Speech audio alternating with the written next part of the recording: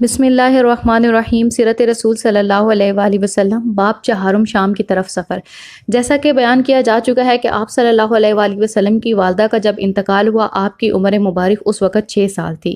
یہی کہا جا سکتا ہے کہ آپ کے خدا نے چاہا کہ آپ صلی اللہ علیہ وآلہ وسلم کسی کے زیر تربیت قرار نہ پائیں، کسی کی اطاعت آپ کی گردن پر نہ ہو، اور زندگی کے ابتدائی ایام سے ہی آپ صلی اللہ علیہ وآلہ وسلم آزاد پروان چڑھیں اور اپنی تعمیر آپ کرنے والے افراد کی مانند اپنی زندگی کے اسباب خود فراہم کریں۔ قرآن مجید میں پیغمبر کی یتیمی کے زمانے کا ذکر سورۃ الضحیٰ میں بیان کیا گیا ہے کہ کیا تمہیں یتیم نہ پایا اور پناہ نہ دی۔ یہی وجہ ہے کہ حضرت محمد صلی اللہ علیہ وآلہ وسلم اپنے اقربا میں اب پہلے سے زیادہ عزیز اور محترم ہو گئے تھے۔ حد سے زیادہ جناب عبد المطلب علیہ السلام کی محبت کا مرکز قرار پائے تھے، اور آپ علیہ السلام ایک لمحے کے لیے بھی آن حضرت کو خود سے دور نہ کرتے تھے۔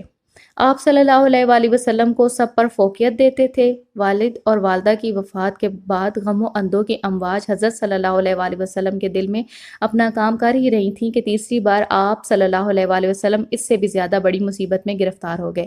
ابھی آپ 8 سال سے زیادہ نہیں ہوئے تھے کہ آپ صلی اللہ علیہ وآلہ وسلم اپنے سرپرست جد بزرگوار سے بھی محروم ہو گئے۔ جب عبد المطلب علیہ السلام کی وفات کا وقت قریب تھا تو حضرت صلی اللہ علیہ وآلہ وسلم کو بہت پیار کر رہے تھے اور رو رہے تھے، اور ابو طالب کی جانب رخ کر کے بولے، اس کی حفاظت اور نگہبانی کرنا جس نے باپ کی خوشبو نہیں سونگھی، نہ ماں کی شفقت کا لطف اٹھایا ہے، اس کو اپنے جگر کا ٹکڑا سمجھنا۔ میں نے اپنے فرزندوں میں سے اس کی حفاظت کے لیے تم کو منتخب کیا ہے، کیونکہ تم اور اس کا باپ ایک ماں سے ہو۔ جہاں تک ممکن ہو اس کی پیروی کرنا، اپنے ہاتھ اور زبان اور مال سے اس کی مدد کرنا۔ خدا کی قسم یہ بہت جلد تمہارا سردار ہوگا، اس کو ایسی بادشاہی اور عظمت حاصل ہوگی جو ہمارے باپ داداؤں میں سے کسی کو میسر نہیں ہوئی۔ اے فرزند، کیا تم نے میری وصیت قبول کی؟ ابو طالب علیہ السلام نے کہا، قبول و منظور کیا، اور میں نے خدا کو اپنے اس عہد پر گواہ کیا۔ یہ سن کر جناب عبد المطلب علیہ السلام نے ابو طالب علیہ السلام کا ہاتھ پکڑ کر اقرار و پیمان کو مضبوط کیا اور کہا، اب موت مجھ پر آسان ہو گئی ہے۔ حضرت صلی اللہ علیہ وآلہ وسلم کو پیار کرتے جاتے تھے اور کہتے جاتے تھے، کاش میں تمہارے زمانہ نبوت اور رسالت تک زندہ رہتا۔ یہ کہتے ہوئے آپ کی روح مقدس حق تعالیٰ کی جانب پرواز کر گئی۔ جناب ابو طالب علیہ السلام اپنے بھتیجے کو اب ہر وقت اپنے ساتھ رکھتے تھے۔ ابن بابویہ رحمۃ اللہ نے اپنی سند سے حضرت ابو طالب علیہ السلام سے روایت کی ہے کہ جب حضرت صلی اللہ علیہ وآلہ وسلم 10 سال کے تھے تو میں نے شام کی جانب تجارت کے لیے جانے کا ارادہ کیا۔ اس وقت ہوا بہت گرم تھی۔ جب میں نے سفر کا قصد کیا تو میرے عزیزوں نے کہا، محمد کو کس کے پاس چھوڑو گے؟ میں نے کہا، اپنے ساتھ لے چلوں گا، کیونکہ مجھے کسی کا اعتبار نہیں جس کے سپرد کروں۔ وہ بولے کہ اس گرم موسم میں اس کو سفر میں لے کے چلنا مناسب نہیں ہے۔ میں نے کہا، واللہ میں اس کو اپنے آپ سے جدا نہیں کر سکتا، میں اس کے لیے محمل تیار کر دوں گا۔ غرض میں نے حضرت صلی اللہ علیہ وآلہ وسلم کو اونٹ پر بٹھایا سفر کا آغاز کیا، لیکن راستے میں جب تیز دھوپ ہوتی تو ایک سفید ابر برف کی مانند آتا، حضرت صلی اللہ علیہ وآلہ وسلم کو سلام کر کے ان پر سایہ فگن ہو جاتا۔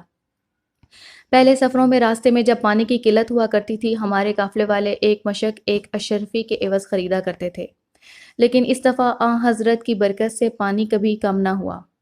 ہم جس منزل پر ٹھہرتے، آپ صلی اللہ علیہ وآلہ وسلم کی برکت سے حوض پانی سے بھر جاتے اور وہاں کی سرزمین سبزے سے پر ہو جاتی۔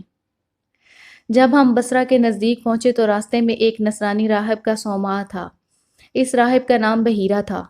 ہم ایک بڑے درخت کے نیچے ٹھہرے تھے جس کی شاخیں خشک ہو گئی تھیں۔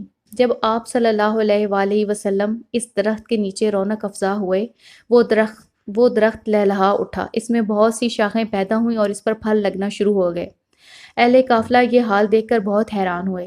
بحیرہ راہب بھی اپنے کمرے سے باہر نکل آیا، اس کو بھی بہت حیرت ہوئی۔ بحیرہ نے اپنے ساتھ اتنا کھانا لیا ہوا تھا جو ایک بندے کے لیے کافی تھا۔ میرے پاس آ کر کہنے لگا کہ یہ بچہ کس کے ساتھ آیا ہے؟ میں نے کہا، میرے ساتھ آیا ہے۔ تو بحیرہ نے پوچھا، آپ اس کے کیا لگتے ہیں؟ میں نے بتایا کہ میں اس کا چچا ہوں۔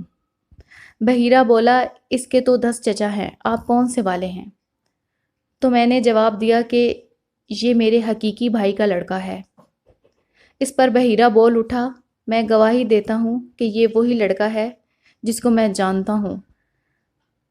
پھر کہنے لگا کہ مجھے اجازت دیں کہ میں یہ کھانا اس کی خدمت میں پیش کروں۔ میں نے آن حضرت صلی اللہ علیہ وآلہ وسلم سے کہا کہ ایک راہب آپ کی ضیافت کے لیے کھانا لایا ہے۔ آپ صلی اللہ علیہ وآلہ وسلم نے فرمایا تنہا میرے لیے لائے ہیں؟ بحیرہ نے کہا اس سے زیادہ میرے پاس کھانا نہ تھا۔ آپ صلی اللہ علیہ وآلہ وسلم نے فرمایا کیا آپ راضی ہیں اگر میں سب کو شریک کر لوں؟ اس نے کہا ہاں راضی ہوں۔ حضرت نے اپنے ساتھیوں سے کہا بسم اللہ کھاؤ۔ ابو طالب علیہ السلام کہتے ہیں کہ ہم 170 آدمی تھے، سب نے مل کر کھایا اور سیر ہو گئے، پھر بھی کھانا اتنا ہی بچا رہا۔ بحیرہ آپ صلی اللہ علیہ وآلہ وسلم کی خدمت میں پنکھا جھل رہا تھا اور حیرت میں غرق تھا۔ محمد صلی اللہ علیہ وآلہ وسلم کے سر مبارک کو بار بار چومتا تھا۔ آخر قافلے میں سے ایک شخص نے کہا تیری باتیں عجیب ہیں۔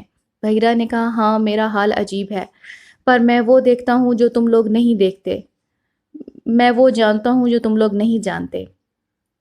یہ لڑکا اس درخت کے نیچے بیٹھا جو مدتوں سے خشک تھا لیکن اس کی برکت سے سرسبز ہو گیا۔ ابر اس بچے کے اوپر سایہ کیے رہتے ہیں۔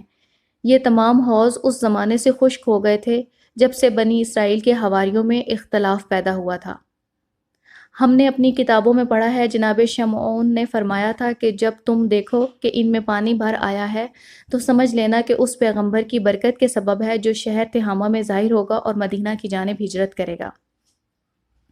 اہل زمین میں آمین اور اہل آسمان میں احمد اس کا نام ہوگا۔ وہ اسماعیل بن ابراہیم علیہ السلام کی اولاد سے ہوگا۔ خدا کی قسم یہ وہی بچہ ہے۔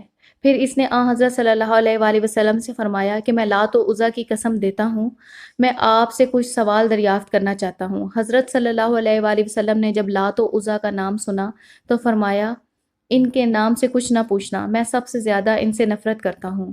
یہ پتھر کے بت ہیں پر میری قوم ان کی پوجا کرنے لگی ہے۔ بحیرہ بہت خوش ہوا اور کہنے لگا ایک علامت پوری ہوئی۔ پھر بحیرہ نے کہا آپ صلی اللہ علیہ وآلہ وسلم کو خدائے واحد کی قسم دی تو آپ صلی اللہ علیہ وآلہ وسلم نے فرمایا پوچھو میرے پروردگار کے نام سے۔ بحیرہ نے آپ صلی اللہ علیہ وآلہ وسلم سے بہت سے امور اور سوالات اور حالات دریافت کیے جس کے آپ صلی اللہ علیہ وآلہ وسلم نے بہت تسلی بخش جواب دیے۔ بحیرہ نے کہا کہ اس دنیا میں جو کچھ روشنی ہے آپ کے سبب سے ہے۔ انشاءاللہ دیکھ رہا ہوں کہ آپ لات و عزیٰ کو توڑ دیں گے اور کعبہ کو اپنے قبضے میں لے لیں گے۔ اس نے کچھ اور پیشن گوئیاں کی اور کہا اے فرزند آمنہ گویا میں دیکھ رہا ہوں کہ تمام عرب آپ کے ساتھ دشمنی اور جنگ کریں گے، آپ کے رشتہ دار آپ سے قطع تعلق کر لیں گے۔ پھر میری جانب متوجہ ہوا اور کہا اے محمد کے چچا محترم اس بچے کو یہودیوں سے محفوظ رکھیے گا، آپ اس کی قرابت کی رعایت کیجیے گا اور اپنے پدر بزرگوار کی وصیت کا دھیان رکھیے گا۔ قبیلہ والے آپ سے کنارہ کشی کریں گے، آپ پرواہ نہ کیجیے گا، میں یہودیوں سے خوف زدہ ہوں، آپ علیہ السلام ان کو شام نہ لے جائیں۔